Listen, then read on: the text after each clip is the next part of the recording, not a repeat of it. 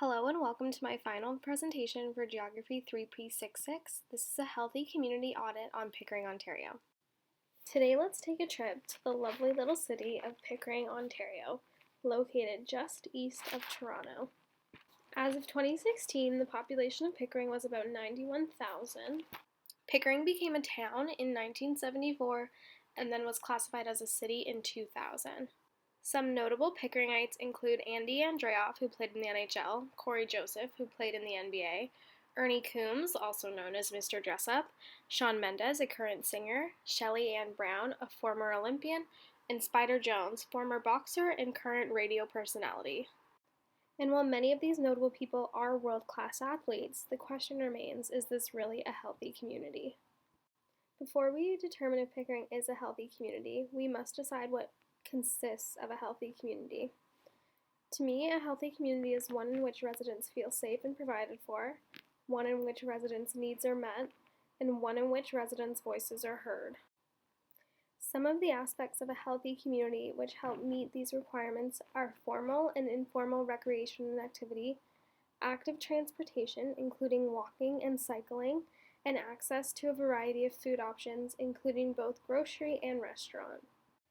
The goals of healthy communities include, but are not limited to, reducing automobile dependence, discouraging sedentary lifestyles, offsetting the negative effects of urban sprawl, reducing the risk of health issues such as diabetes and heart and lung conditions, increasing air quality, encouraging environmental stewardship, and increasing the sense of community and involvement. And as Pickering has many of these features, as shown here in the pictures of the parks, the tennis club, the bus stops, the bike trails, it lacks access to many of these features for many of the communities on the periphery of the city. All of these photos were taken by myself in my community of Liverpool, which is one of the most central and largely populated communities in Pickering. It runs along Highway 401 and many of the other thoroughfares, including Liverpool Road, Brock Road, and Highway 2 or Kingston Road. Due to being highly populated, central, and accessible, this neighborhood has access to many of the amenities of a healthy neighborhood. However, this is not true for so many of the communities within Pickering. Those which are rural, including Goodwood and Whitevale, have very little access to these amenities, not even within walking distance or cycling for most. This is the Pickering transit map. As you can see, most of it is clustered around the town center, which includes the GO train station and the mall. However, it ends at about Finch Avenue. Pickering extends far beyond this, meaning many communities are left unserviced by the bus routes. This is the ward map from Pickering. The pink and orange ones at the bottom are wards 1 and 2, and the large green one in the northern area is Ward 3. If you look closely, you can see all the rural communities are included in Ward 3, which includes Whitevale, Brown, Greenwood, Kinsale, Claremont. All of these are very, very rural communities in the Pickering context. You'll see the arrows on this image depict where the most north bus stop is, and then the second arrow, this more southern one, depicts where the GO train station is. This demonstrates the lack of accessibility these rural northern communities have to the GO train and the GO bus. The same issue rings true for bike lanes.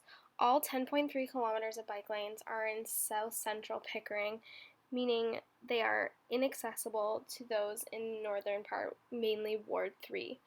However, Ward 3 cyclists do have paved shoulders. They are not always as safe and reliable as the cycling bike lanes in the lower part of the city. And finally, this issue also rings true for food accessibility. Almost all of the restaurants in Pickering, at least the chain popular restaurants, are located along Highway 2, which runs adjacent to the 401 through southern central Pickering. These chains include Moxie's, Jack Astor's, Shoeless Joe's, Krabby Joe's, and Texas Lone Star Grill.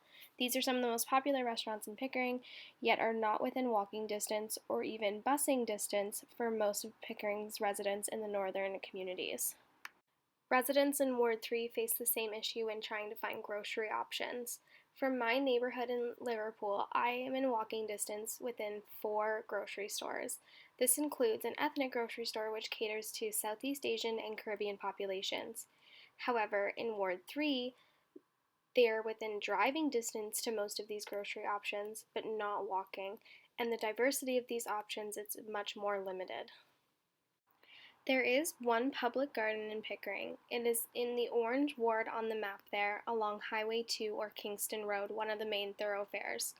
This one garden is meant to serve all 92,000 residents. While it is along Highway 2, meaning it falls along a few different bus routes, making it somewhat accessible for residents, the fact that it is meant to serve all 92,000 Pickering residents means it is not large enough to actually service the whole community. While the disparity in food distribution may seem like a social inequality issue, most of the residents living in the Green Ward, Ward 3, in these smaller communities are usually more affluent than those living in Wards 1 and 2. Most of the low economic standing housing is within these more southern central wards, where the housing is much more affordable than those in the northern Green Ward. So although these residents do have to drive to reach their food and grocery options, many of them, if not all of them, have access to a vehicle that is safe and operational, meaning that their privilege does not stop them from having fair and equal access to food. However, the lack of access to sustainable and active transportation, as well as grocery and recreational options, enforces the automobile dependence and sedentary lifestyle. These are two goals of a healthy community which is negated by this poor planning. And while this lack of accessibility and poorly distributed transit options definitely affect Pickering's standing as a healthy community, this is not to say there are no amenities which help promote health and wellness within Pickering. Some of the recreation and activity amenities and programs have been well established by the city, and there has been quite an emphasis put on these programs in the last 5 to 10 years. Some of these amenities and programs include ice pads, indoor pools, fitness centers, indoor and outdoor walking tracks, indoor racket sport courts, indoor turf facilities, private and public outdoor tennis courts, soccer fields, cricket pitches, splash pads, playgrounds, and on and off-leash dog parks. The Recreation Department also recognizes that Pickering is a very diverse population, both by ethnicity and racial backgrounds and languages, as well as age. This means that the city has put a lot of planning into making these programs diverse and accessible for many of the different populations. There are many programs which are offered in different languages, increasing immigrant involvement in the community, as well as making programs and classes for the elderly and children. And while access may differ geographically, once you get there, there is absolutely something for everyone. One thing which most Pickeringites have equal access to are the green spaces. Pickering has 274.6 hectares of parks and 1,400 hectares of open spaces, which includes ravines, environmentally sensitive areas, and the trails. Seen here are some of those open spaces. Pictured here includes Altona Forest, the Seton Hiking Trail, the Waterfront Trail, and Petticoat Creek Conservation Area, as well as the Greenwood Conservation Area.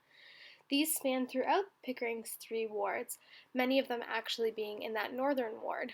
So even though those residents don't have access to formal recreation in the form of rec center classes and organized sports, they do have access to these green spaces so they can also promote a healthy lifestyle. Having these green spaces so close to home means many residents care about them deeply, increasing environmental stewardship. In truth, I initially wanted to classify Pickering as a healthy community. However, upon further research, I've determined that while some communities in Pickering are what we could consider healthy, it is not quite a healthy city overall. To be a healthy city, all the residents should have equal access to the different amenities and programs. They should have equal opportunity for transportation, such as cycling and bus routes, and be within walking distance from many of the different amenities such as recreation and grocery. This is not quite yet the truth for Pickering, and therefore it is not a healthy city. The different communities do have access to health amenities, especially the one I live in, which I am very grateful and fortunate for. However, this is not the truth for many of the residents I am neighbors with. So, all in all, in order for Pickering to be a healthy community in total, there must be a focus on inclusivity and expanding infrastructure to these less served communities. I didn't necessarily have the page count in my audit report to talk about COVID-19, but I felt it was important to mention in my video, being someone who is currently isolating due to a positive test. I tested positive 3 days ago, so I'm currently locked down with my family at home. I didn't contract COVID in Pickering, but I was home when I began presenting symptoms, so I found testing within the city.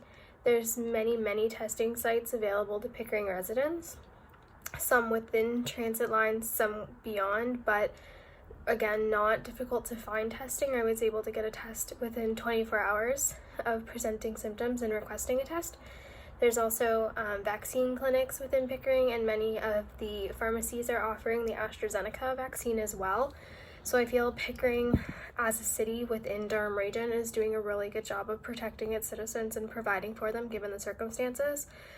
I know there's also different organizations that are accommodating, such as like the rec center is providing online classes for those who want to stay fit and stay safe at home. And our green spaces are also open with many signs posted reminding residents to be safe and be careful. But overall, I feel Pickering has done a really good job keeping residents safe and healthy within the current situation as much as they possibly can. And I know I felt safe and healthy within the city, and I continue to do so, even given my current circumstances.